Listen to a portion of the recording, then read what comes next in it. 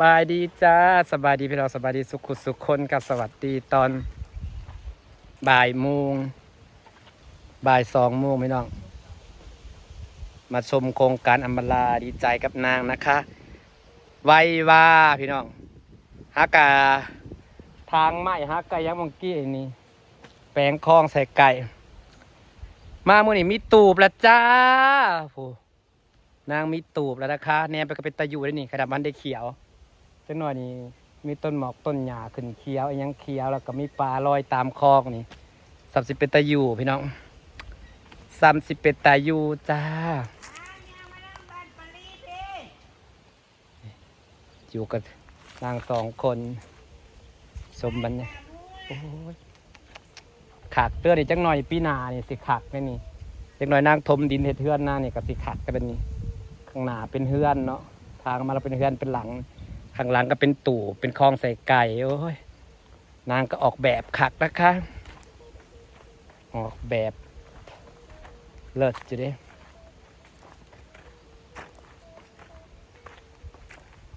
หน่อยนางสิทมดินนี่เวิร์ดจุดลอยหลดก็สิ50,000หากใกล้จะดินนั่งบ่ต่ำคือดินพันล่าเลยจุกพี่น้องเลยต่ำแห้งทมเป็นทะเลลอยหลดก็ยังบ่ได้ต่ำแห้งนี่จะเป็นดินซาวลอยเนี่ยซาวลอย40 โลจังได้สำนั้น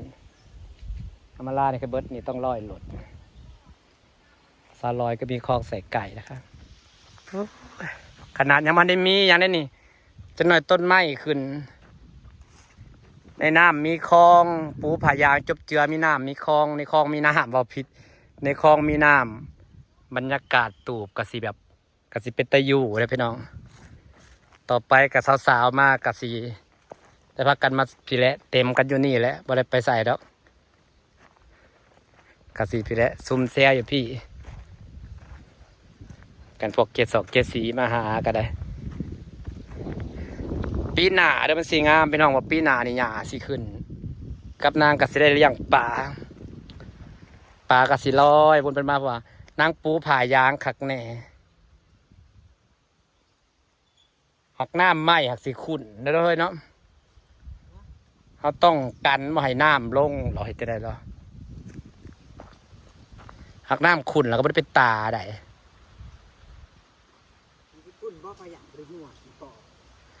เขาเจ้าก็มาเป็นน้ำไอ้ขี้ดินนี่สิลงไปเป็นสิขุ่นน้ำใหม่นะบัตรน้ำพลเนาะนั่นแหละความหมายของกวาวคือน้ำพลนั่นแหละนอกจากเขาสิปลูกปีถัดไปแล้วจนหญ้ามันกวมดินเบิดเลยน้ำมันไปได้ก็เป็นน้ำขุ่นนอกจากเขาสิว่าปูพายางเลยสิว่าสิกั้นมาให้น้ำขอบมันลงนะให้ลงแต่น้ำฝนนะเนาะกั้นขอบไม่เหรอแมนติดคู่ขอบมันแมนเขาจะได้กระน้ำปีใหม่จะได้เนี่ยกระฝนมาเนี่ยจะได้กระเป็นน้ำสีแดงเบิดถ้าเป็นน้ำสีแดงแล้วกัดจบแล้วก็บ่มีความหมายก็บ่ได้วิวก็บ่ได้อีหยังมันก็สิขี้ได้เห็นดิมันต้องออกแบบดีๆไรเห็ดเบิ่งดีๆเอาขีดสภาพออกแล้วผมว่ามันดินมันแดงเบิดมันมีหยามันมีหยัง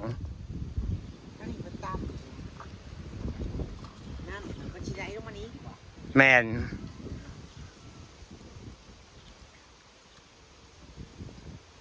หักจังได้กระน้ำช่วงแรกๆจะได้กระขุ่นอยู่แล้วกูว่าแต่กัดขนาดป้านขอบมันได้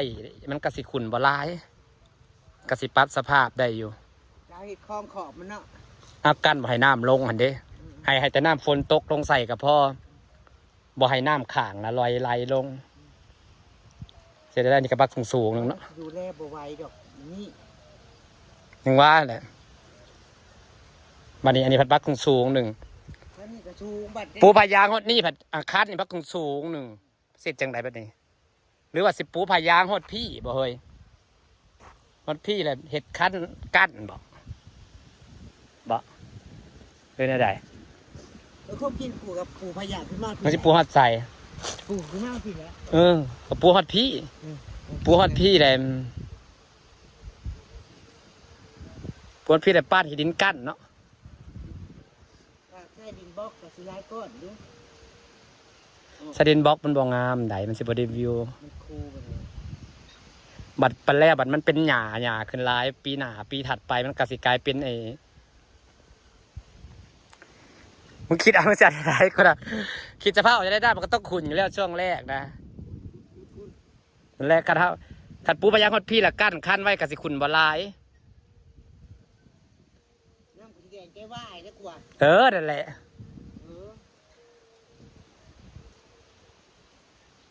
เลือกปูฮอดพี่ว่าปูฮอดเทิงเลยป่านคันเนาะบ่เฮ็ดแนวใดวะ พี่เนาะ ปั่นคันมันไว้กัน ฝน ตกใหม่ๆเขาปั่นคันไว้เลย แม่นประมาณคันได้พอดินมันแน่นปุ๊บแล้วปีหน้าปีถัดไปหญ้าก็เกิดหญ้าเพราะว่าหญ้าเกิดปุ๊บมันกัน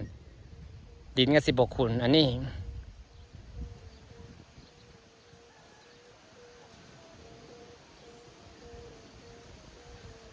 การสั้นการผ่าฮอดนั่นแต่กระทมขึ้นมานี่ต้องปลูกหญ้าเด้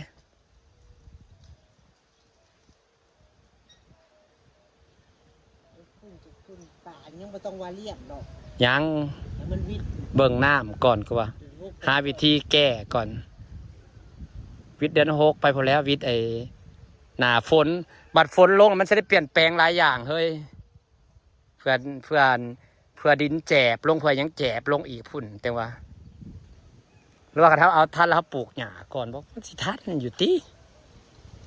ก็คิดบ่ออกพักเรื่องคุณนะคุณเพราะว่าคันฝนตกลงมาดีตัวนี้มันก็สิหยุบเนาะพอดินบ่ได้ถมแน่นปานใดดินอันนี้ขึ้นมาซื่อๆบ่จักเจือนบ่จักหยังเลยเฮาก็ปูผ่าไว้ก่อนแล้วก็แตงขอบมันให้มันคักๆก่อนแตงขอบให้มันได้ความรัศมีความสูงไว้ก่อนบ่ให้ว่าได้ล่ะกะพยายามเฮ็ดให้ขอบมันสูงนะเฮ้ยให้ขอบมันสูงบ่ให้น้ำไหลย้อนลงหั่นนะให้ขอบมันเป็นเนินคิดออกบ่ให้ขอบมันเป็นเนินบ่ให้น้ำมันไหลย้อนลงพอคันเฮาปูผ่าซ่าอีกก็คล้องก็สิเจือนอีกเนาะแล้วปูผ่าซ่าก่อนหน้าฝนคล้องก็สิเจือนอีกเนาะเฮาต้องปูก่อนหน้าฝน มันจะได้เขากินนี่ก็ว่าปลูกก่อน แม่น ปล่อยน้ำลงไปน้ แม่นการให้มันเจือน แล้วจังคอยดัดแปลงเอาเนาะว่าสิแปลงจังใดำหลายคนก็แนะนำมากอะว่าปูนเว้ยมันเปลืองใช้เงินอีกหลายคนก็แน่ในทางที่โอเคเอากระสอบไปจ้ะนี่มันคมเลยนี่ แม่ ก น ระสอบร่องก่อนแล้วค่อยพยางร่องเขาว่ากับพื้นมัน ผมมันก็เบิดหลายอันติ กระสอบบื้อตัวกระสอบหัวหานเขาดิ มันสิบ่ง่ายปานนั้นติ แทะไปดิโอ้ยมันจะเป็นใส่ไก่หรือใส่หมูใส่หมาคะมือคืนนี่ก็นอนหัวพ่อใหญ่นะแล้วกะเมื่อก่อนเราเห็นคอกใส่ไก่แล้วว่า ไปเบิ่งรีวิวมันบ่ เออ ไปเบิ่งคลิปพระเจ้ารีวิวบ่ ผู้เขาเคยเห็นมาก่อน แบบว่าเห็ดยังบ่ผ่าน ใส่พยางแล้วก็พยางอีกข้อก็เจือนลงก็ตัวกูดขึ้นมาแปลงมาใหม่อีกแล้วอ่ะเพื่อจะเป็นข้อ รอบ2รอบ3พุ่นมันจะสิอยู่โตนั่นดินใหม่นี่คันพ้นมาได้เจือนปุ๊บได้เจือนแซ่ๆได้นี่นะ เจือนยืดลง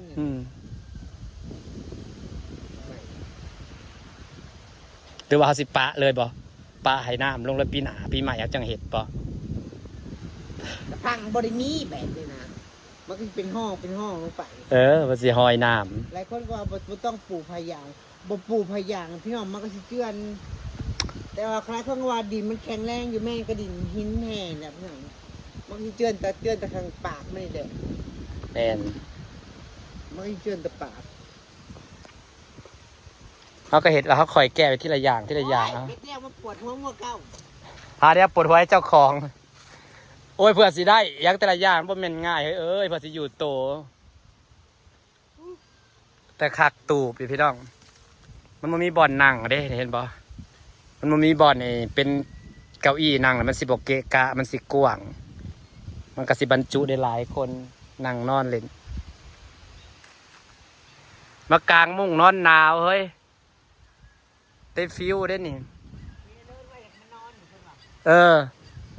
กลางมุ้งนอนหนาวได้ฟิวได้ดินะฟิวอากาศเย็นๆนอนอยู่ในตูบนี่ คักเด้อฟีลอากาศเย็นๆนอนในตูบเนาะ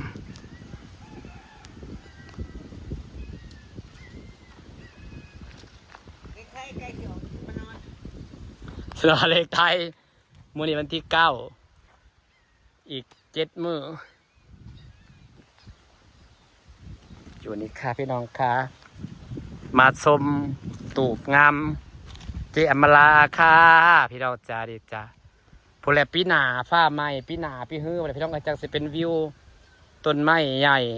มีหญ้ามีคลองใส่กระเลี้ยงปูเลี้ยงปลาตอนนี้ฮักก็เริ่มแต่ก็เริ่มงามเลยเพราะคนมีต้นไม้มาตั้งโชว์ขางมันเลยกันเลยงามฝากบรรยากาศไว้สักนิดนะจ้าพี่น้องจ้าขอบคุณทุกคนนะจ้าที่จะติดตาม